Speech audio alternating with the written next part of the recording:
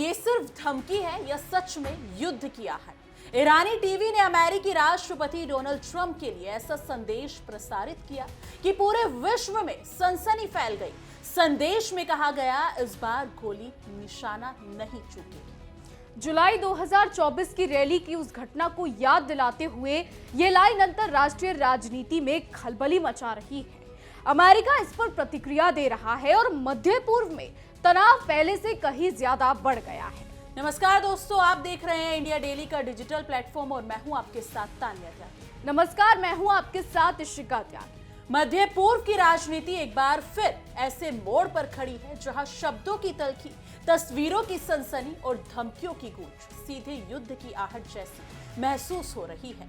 दुनिया ने पहले भी वॉशिंगटन और तेहरान के बीच तनाव देखा है, लेकिन इस बार मामला सिर्फ कूटनीतिक बयानबाजी तक सीमित नहीं रह गया है। ईरानी सरकारी टीवी पर प्रसारित वो तस्वीर और संदेश जिसमें अमेरिकी राष्ट्रपति डोनाल्ड ट्रंप को लेकर कहा गया कि इस बार गोली निशाना नहीं चूकेगी, अंतरराष्ट्रीय राजनीति में एक सिरहन पैदा करता है। ये संदेश किसी गुमनाम सोशल मीडिया पोस्ट का नहीं, बल्कि एक राज्य प्रसारक का बताया जा रहा है, जिसने पहले से उबलते हालात में आग में घी डालने का काम किया है। सवाल यही है कि क्या ये सिर्फ मनोवैज्ञानिक दबाव है या फिर आने वाले बड़े टकराव का संकेत?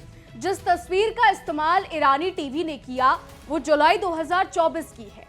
अब पेंसिल्वेनिया के बटलर में चुनौती रैली के दौरान डोनाल्ड ट्रंप को गोली छूकर निकल गई थी। उसी घटना को याद दिलाते हुए प्रसारित संदेश को और एक और पोस्ट जैसी रिपोर्ट्स ने बेहद गंभीर और खुली धमकी के तौर पर देखा। ये प्रसारण ऐसे वक्त पर सामने आया है जब खबरें हैं कि ट्रंप प्रशासन ईरान के खिलाफ सैन्य विकल्पों पर विचार कर रहा है। ईरान का आरोप है कि अमेरिका उसके अंदरूनी विरोध प्रदर्शनों और अशांति को बहाना बनाकर हस्तक्षेप की जमीन तैयार कर रहा है। ऐसे में टीवी पर दिखा ये संदेश सिर्फ एक लाइन नहीं, बल्कि दोनों देशों के बीच बढ़ती टकराव की कहानी का हिस्सा बन गया है।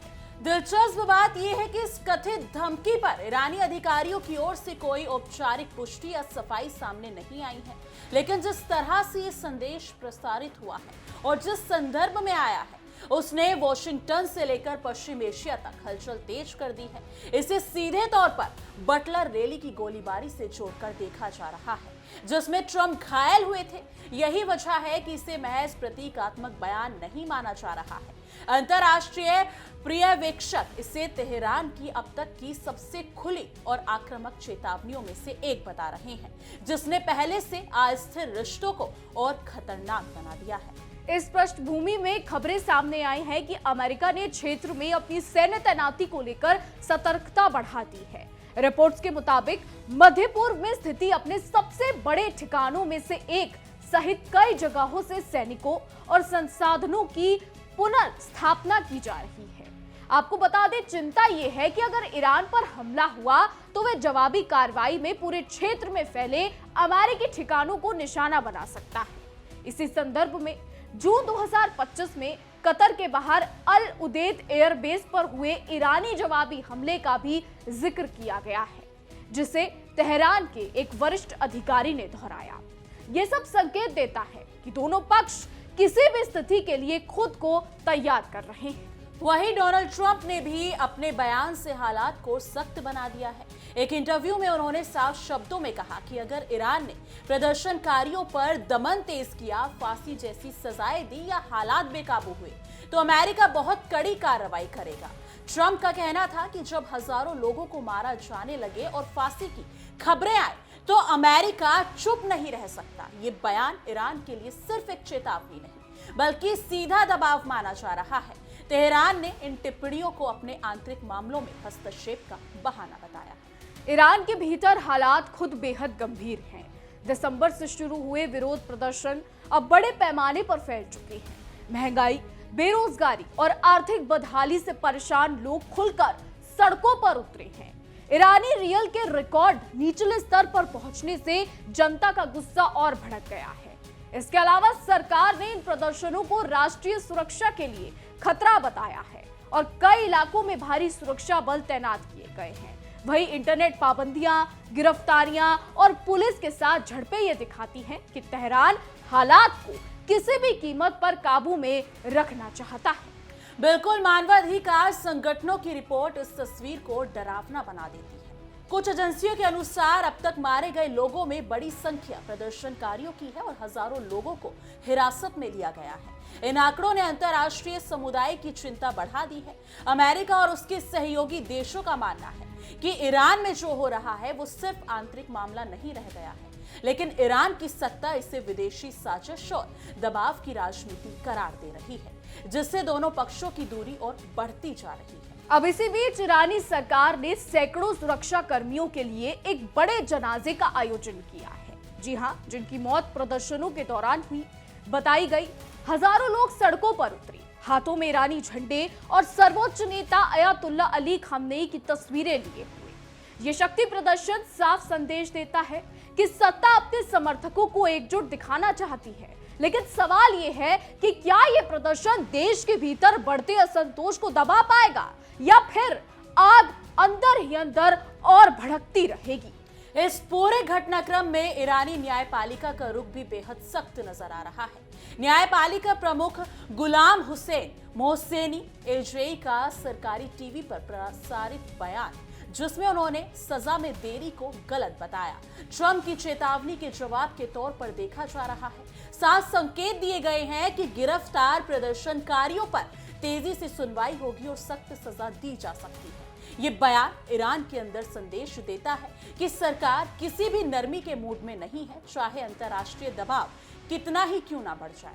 तानिया, अब हालात ऐसे बन गए हैं कि एक तरफ ईरान अंदरूनी अस्थिरता से जूझ रहा है और दूसरी तरफ उस पर अमेरिका का बाहरी दबाव लगातार बढ़ रहा है। ऐसे में अमेरिकी सैनिकों और कर्मचारियों की मध्य पूर्व से वापसी को कुछ लोग एहतियाती कदम बता रहे हैं। इसके अलावा कुछ लोग किसी बड़े तूफान से पहले की तैयारी इसको मान रहे हैं। इतिहास के उदाहरणों को याद किया जा रहा है जब ऐसे कदमों के बाद हालात और बिगड़े। इसलिए क्षेत्र के देशों में भी बेचैनी बढ़ गई है, क्योंकि किसी भी टकराव का असर उनकी जमीन पर पड़े अमेरिकी ठिकानों पर पड़ सकता है।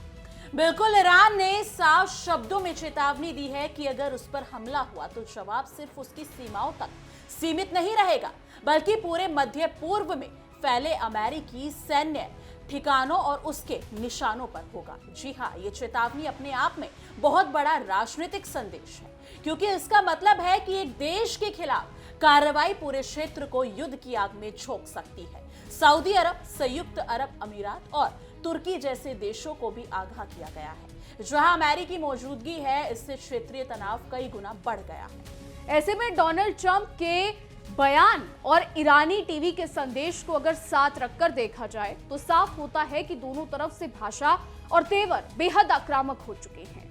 ये सिर्फ सरकारों के बीच की लड़ाई नहीं रह गई है, बल्कि जनता, प्रदर्शनकारी, सुरक्षा बल और पड़ोसी देश सभी इसकी चपेट में आते दिख रहे हैं।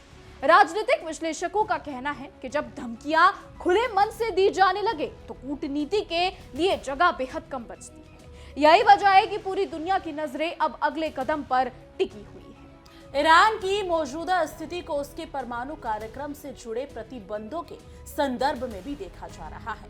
लंबे समय से लगे प्रतिबंधों ने उसकी अर्थव्यवस्था को कमजोर किया है और यही असंतोष की एक बड़ी खबर बनकर सामने आया है और सरकार इसे विदेशी साजिश बताती है, जबकि प्रदर्शनकारी इसे अपनी रोजमर्रा की जिंदगी की त्रासदी कह रहे हैं। इस टकराव के बीच अमेरिका का सख्त रुख और ईरान की तीखी प्रतिक्रिया हालात को जटिल बना रही है। अब इस पूरे घटनाक्रम में एक बात साफ है कि मध्य पूर्व किसी भी छोटी चिंगारी से बड़े संघर्ष की ओर बढ़ सकता है।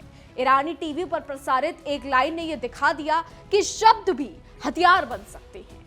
अमेरिका की सैन्य तैयारियां और ईरान की जवाबी चेतावनियां इस बात का संकेत है कि कोई भी पक्ष पीछे हटने को तैयार नहीं दिख रहा है। ये तनाव सिर्फ दो देशों तक सीमित नहीं है, बल्कि वैश्विक राजनीति को प्रभावित करने की क्षमता रखता है। आज सवाल सिर्फ ये नहीं है कि ट्रंप और ईरान के बीच अगला कदम क्या होगा, बल्कि ये भी है क्या कूटनीति आखिरी वक्त पर हालात गंभीर कर पाएगी, यानी कि सवाल के घेरे में लाकर खड़ा कर देगी? ईरान के भीतर उबलता जनाक्रोश, सख्त न्यायिक रुख और बाहर से बढ़ता दबाव मिलकर एक खतरनाक मिश्रण बना रहे हैं। अमेरिका की चेतावनियां और ईरान की धमकियां दोनों ही ये दिखाती हैं कि भरोसे की जमीन लगभग खत्म हो चुकी है। ऐसे में हर बयान, हर तस्वीर और हर सैन्य हलचल बेहद मायने रखती है। फिलहाल पूरी दुनिया की नजर इसी पर टिकी है कि ये टकराव धमकियों और बयानों तक सीमित रहेगा या फिर किसी बड़े युद्ध के रूप ले लेगा। मध्य पूर्व एक बार फिर आग की दहलीज पर खड़ा दिखाई दे रहा है, जहां संतुलन बेहद नाजुक है। एक गलत कदम, एक गलत आकलन पूरे क्षेत्र को झकझोर सकता है।